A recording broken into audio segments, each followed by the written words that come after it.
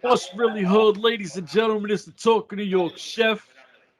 On my left, I got the big homie, Ivelisse. Please introduce yourself before we get to the beast that's doing his thing. Hey, what's up going on, everybody? This is your boy, your quintessential Puerto Rican muffin, Jorge, Mr. Evil Owens. I'm here with my tag team partner, Evil Orbit, as always, and we're here, man. We got a special one today, Chef.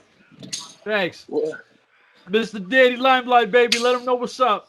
mi gente, what's poppin'? It's Danny Limelight. I'm out here in Cali living that Hollywood life, grinding, chilling. I'm happy to be on the show. Thanks for having me, fam. I'm in the gym right now getting it in. So I can look like a Greek god chiseled to perfection. You feel me? All right, all right. So I was talking to you early before this, and I asked you a question. I wanted, I think for everybody, we definitely got to thank you for your service.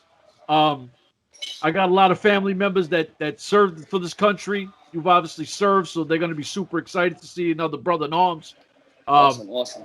This is, this man fought for his country. He's a United States Marine right there through and through. So let's get it. Evil say, what do you got for him? Hey, man, I just wanted to let you know, Danny, man, that just to let you know, when you show this show tomorrow, there's gonna be at least 1,000 gunshots. There's gonna be some dog barkings. There's gonna be some police sirens. There's gonna be a bunch of stuff in there, helicopters, everything, man, just to make you feel back at home, brother. Oh, shit. Okay. I feel it because I've been away from home for a minute, so I'm going to need it. You know what I'm saying? Hey, but I wanted to let you know, I wanted to find out, man, you had a great ass match on Friday against Connors, man. That shit Appreciate was it, one man. of the that's one of the best matches I've seen on that show in a couple of months since I started.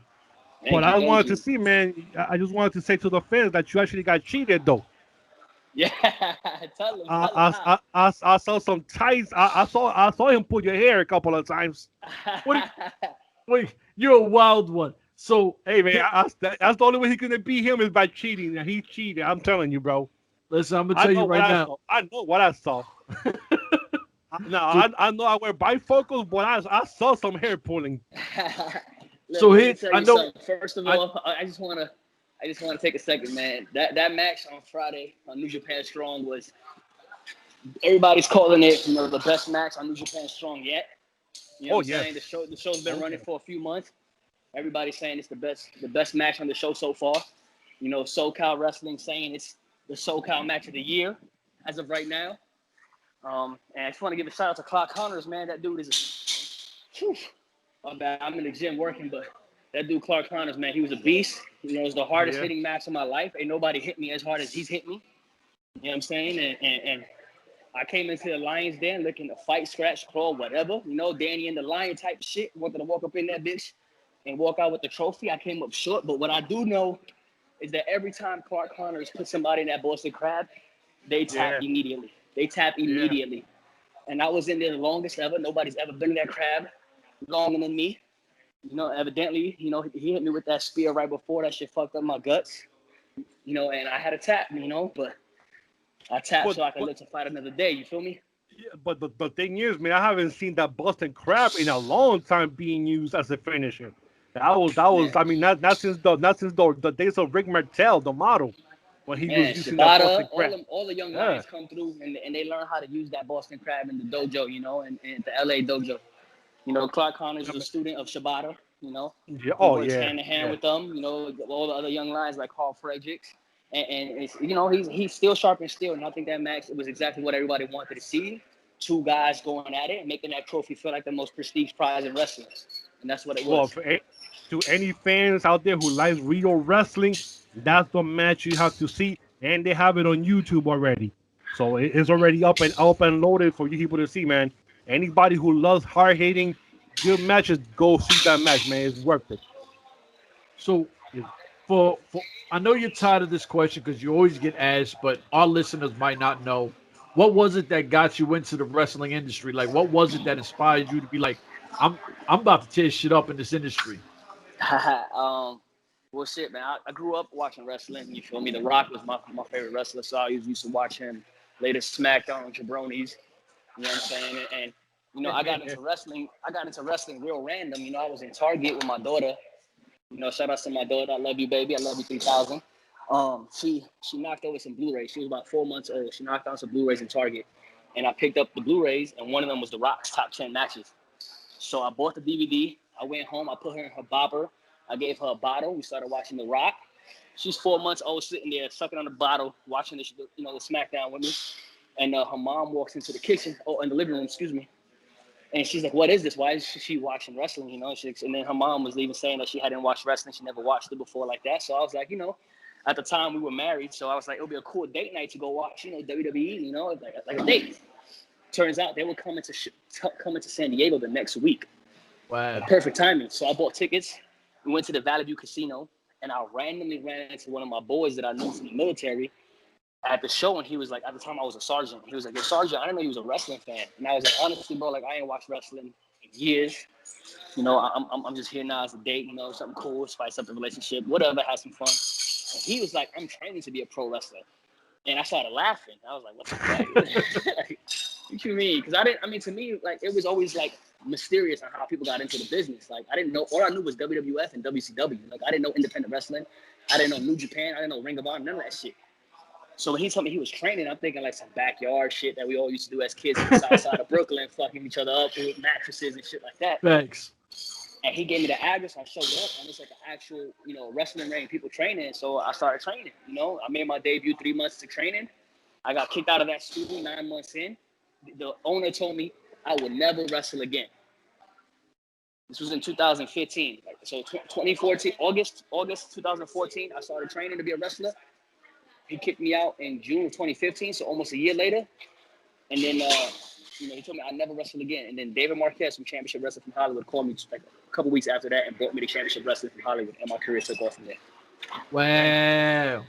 And what's crazy was in 2016, so in that year and a half that I was wrestling with Hollywood, I started getting all these independent bookings, had some bangers in San Diego.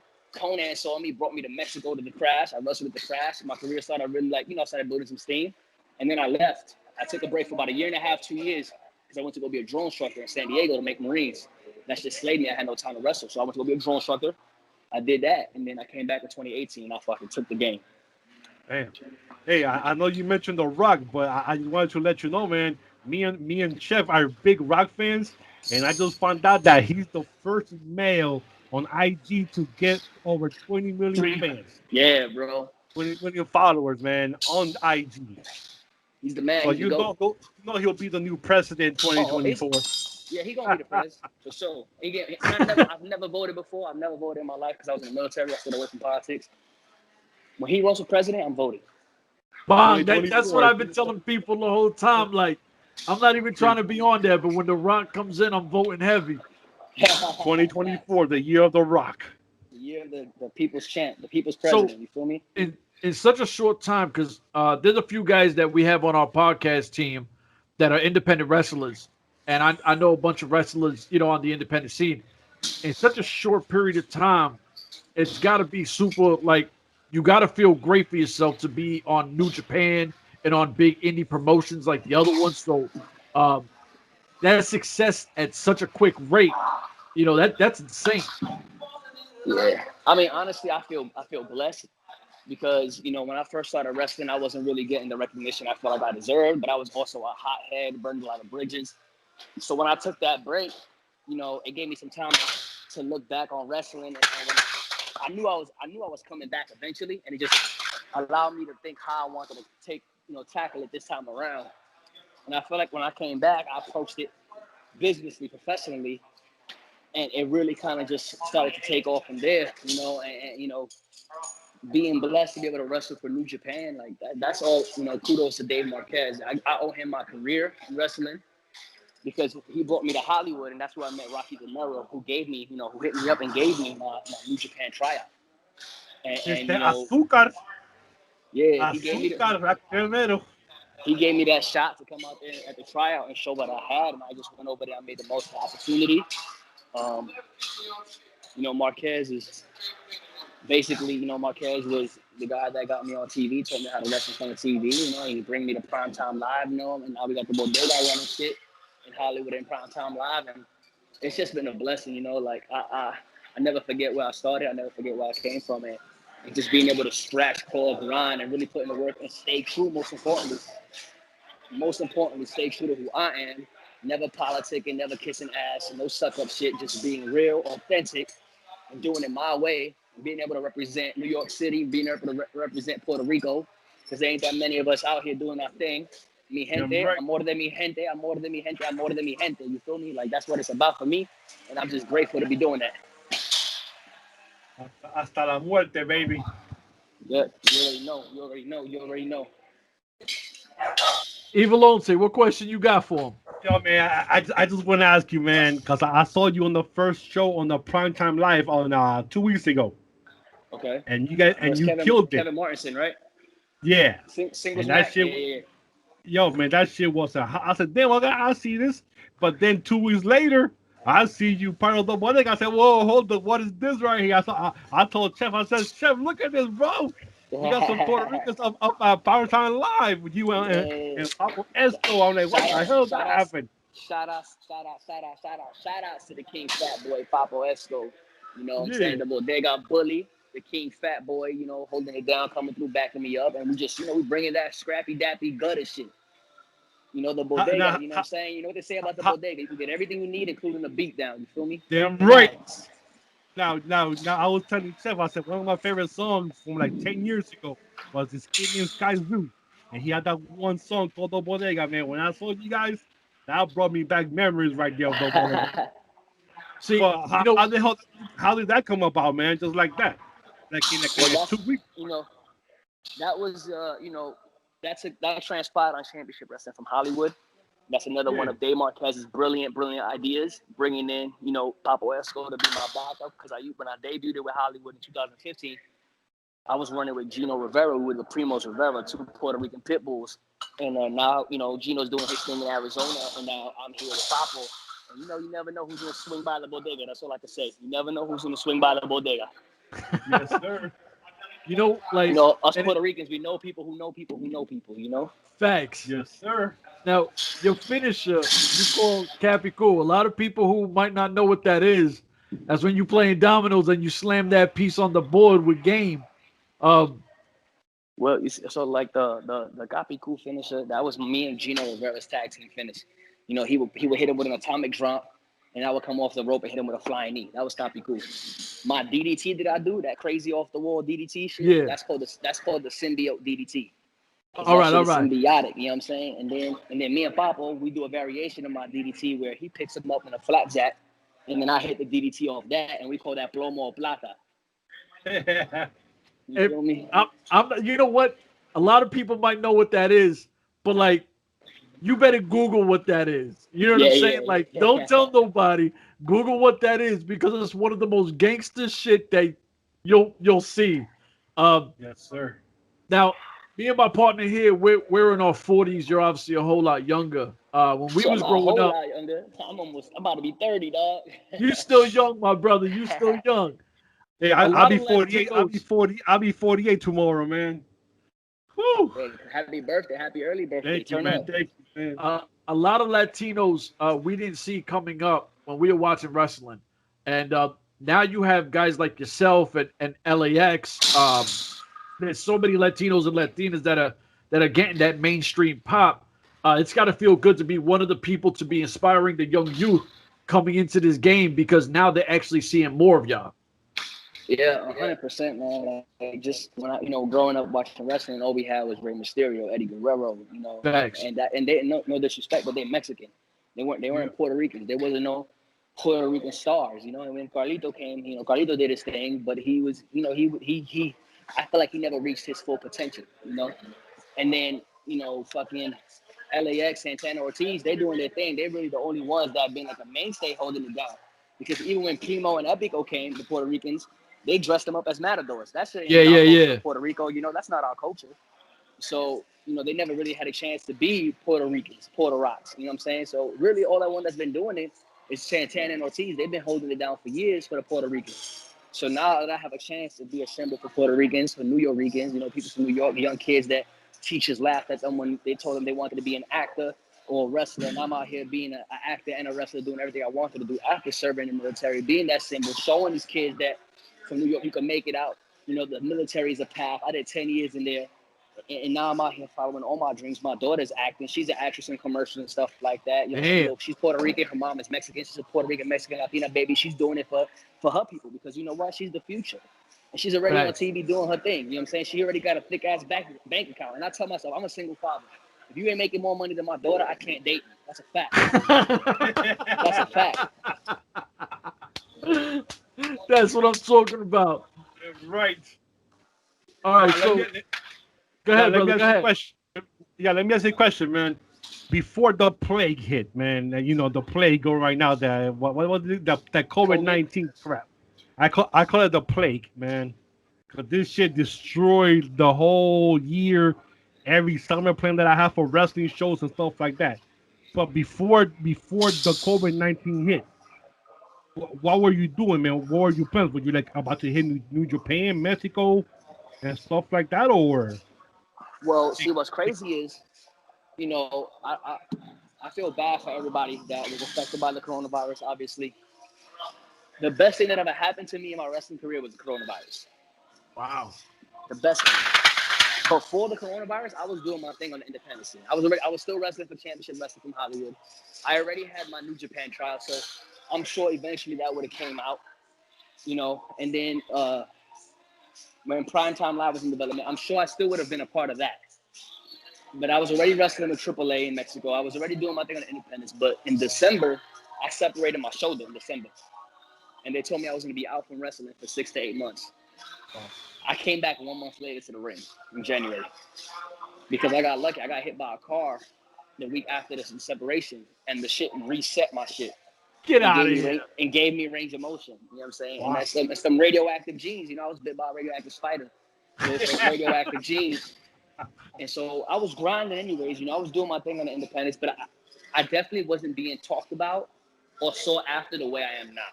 Yes. So when COVID hit, everybody used COVID as an excuse to like get fat and lazy and like, you know, slack off and like not put in the work, you know, just give up or whatever. And me, I use that shit as a hyperbolic time saver, like if I was Dragon Ball Z and shit.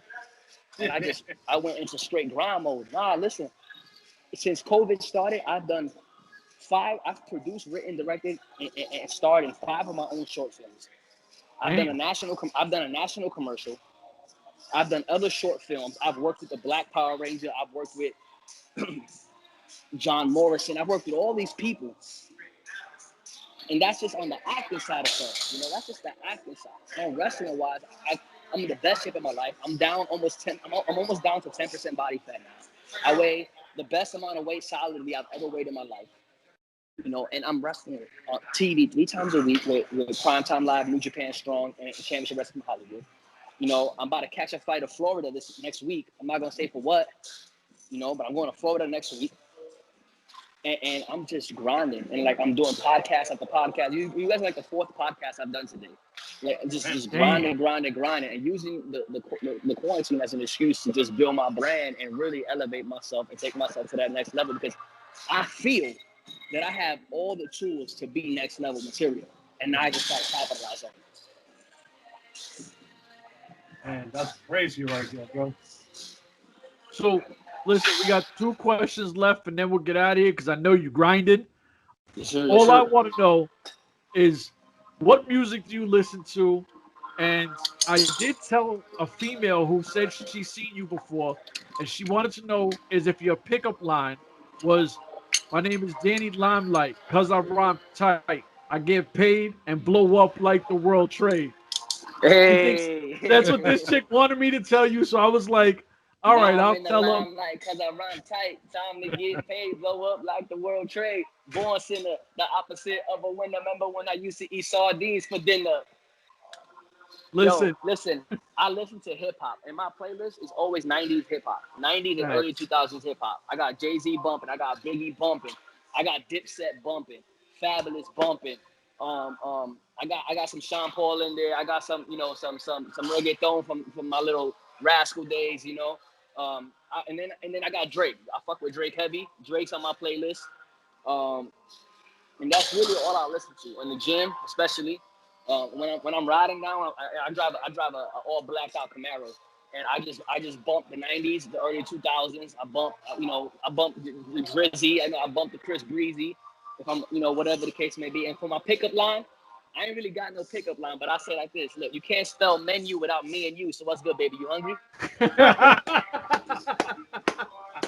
That's what I'm talking about. Hey, Shorty, I hope you was in, you love that answer. I told you I would ask him. Evilonte, please get your last question out. Let him plug his social Listen, media. I'm single. Oh Whoever wanna shit! holler, slide Listen. in the DMs. Oh, hey, we got to put his ads. I get it. I get it. What's your last question so he can finish his grind, brother? All right. So what's next for Mr. Limelight, brother? What's I mean, next? Listen, other than Florida next week. I got that. I got Primetime Live coming up. Championship Wrestling from Hollywood coming up. New Japan every Friday. New Japan Strong. Tune in. I'm on there weekly. My latest film is called Joe Riv.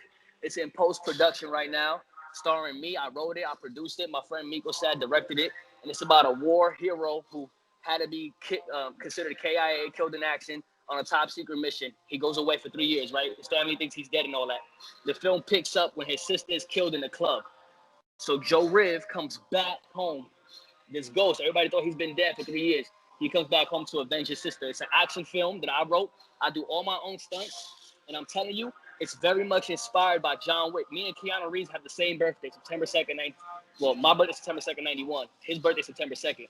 So it's very much inspired by John Wick. That's why it's called Joe Riv. And Rivera is my name, so the Riv is like my last name cut in half. And it's in post-production right now. My cousin Teo, Studio Geek, is doing the soundtrack for it. Dope ass action scenes, man. Great acting. I have an amazing actress named Lauren Mendez. She's playing my fiance in the film, who she thought I've been dead for 3 years as well. So she sees me for the first time and doesn't, it's drama, but it's more action packed, fast-paced short film. I produced it myself. It's in post-production. It's coming out amazing. I can't thank Miko Sad enough for directing it, bringing my vision to life. Shout out to Nick Herms. He's a stunt coordinator that's worked with Transformers. He's worked with Mr. and Mrs. Smith. Tons of movies. He was on set helping me make sure that everything was run smoothly and that the stunts and the fights was captured perfectly. I'm in that film. I'm hit with bottles. I'm stabbed. I'm shot at. Like, it's off the hook. It's coming out soon. It's going to be available. Hopefully, God willing, it's going to be available on Amazon for $3 to view it. And man, I can't wait for y'all to see that. So I got that happening. This national commercial I just shot should be airing soon. I can't say what it's for, but it's a dope little commercial that I'm in. And just writing. I'm writing another script right now. I got tons of wrestling coming up, and hopefully, man, I'll be a household name sooner than later if I'm not already. I want to take a second to shout my boy right here. This is my boy Mark JP Hood. He's an actor. He's been in a couple of films with me as well. He's a singer, awesome dude. We in here grinding, getting it in. And so shout out to my boy Mark. And I just surround myself with people that are doing the damn thing and want to be successful. If you want to be successful, you gotta want it as bad as you want to breathe. And Papi, mi gente, I'm telling you, it's my time. 2020 vision, nobody's stopping me. Yeah, let's get it. All right, my brother. We appreciate. Mr. Limelight, you got a website where everybody could go and download your movies or music, whatever you got going on, man. Follow me. I want to Instagram. go there and get some of that movie. Shit, man. Look, all my short films on YouTube. You can look up Danny Limelight, scroll through. This is the Joe Riv is gonna be the first one published to Amazon. But if you follow me on Instagram and Twitter at Danny Limelight, I post constant updates on it there. Or you go to prowrestlingtees.com/Danny Limelight. All my Danny Limelight merchandise is there. And my t-shirts are fire. They're not regular basic wrestling t-shirts. They're dope as fuck. They match with the newest J's that drop. They match the newest J's that drop. You know what I'm saying? For my New Yorkers. and yeah, prowrestlingtees.com/Danny Limelight. And Instagram and Twitter at Danny Limelight. Let's do it, man. Let's win. All right, my brother. Yo, thank you for your time, man. We appreciate it. God bless. Yes, sir. Be easy, puppies. God bless.